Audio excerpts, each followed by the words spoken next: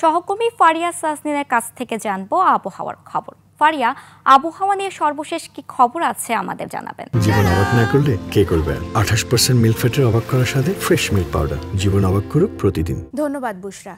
দর্শক, আজ 20 জুলাই 2025 তারিখে দেশের সর্বশেষ আবহাওয়া তথ্য থেকে আমরা দেখতে পাচ্ছি সিলেট, চট্টগ্রাম, ময়মনসিংহ ও রংপুরের অধিকাংশ জায়গায় এবং ঢাকা, রাজশাহী, খুলনা ও বরিশালের দু এক জায়গায় অস্থায়ীভাবে দমকা হাওয়া সহ হালকা থেকে মাঝারি বৃষ্টিপাত হতে পারে।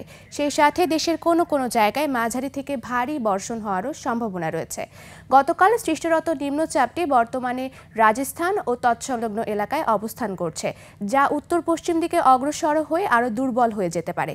সেই সাথে মৌসুমী বায়ুটি ভারতের বিহার, ঝাড়খণ্ড ও বাংলাদেশের মধ্যাঞ্চল হয়ে আসাম পর্যন্ত বিস্তৃত রয়েছে, যা বাংলাদেশের উপর মোটামুটি সক্রিয় এবং উত্তর বঙ্গোপসাগরে মাঝারি অবস্থায় রয়েছে। সেই সাথে বর্তমানে বিশেষ কিছু অঞ্চলের তাপমাত্রা যদি আমরা দেখে থাকি, তাহলে সিলেটে 26 ডিগ্রি সেলসিয়াস, ঢাকায় 29 ডিগ্রি সেলসিয়াস, খুলনায় 31 ডিগ্রি সেলসিয়াস এবং বরিশালে 30 ডিগ্রি সেলসিয়াস রয়েছে। সেই সাথে গতকাল সর্বনিম্ন তাপমাত্রা রেকর্ড করা হয়েছে কুতুবদিয়াতে, যা 23.6 ডিগ্রি সেলসিয়াস এবং সর্বোচ্চ তাপমাত্রা রাজশাহী ও সৈয়দপুরে, যা 36 ডিগ্রি সেলসিয়াস।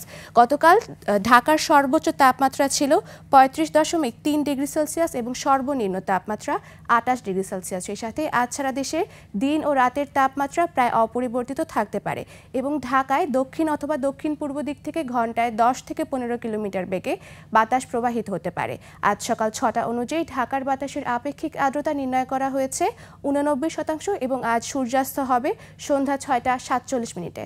দর্শক, এ ছিল আমাদের আজকের আবহাওয়ার তথ্য। ফিরে যাব বুশরার কাছে। বুশরা। ধন্যবাদ ফারিয়া আপনাকে।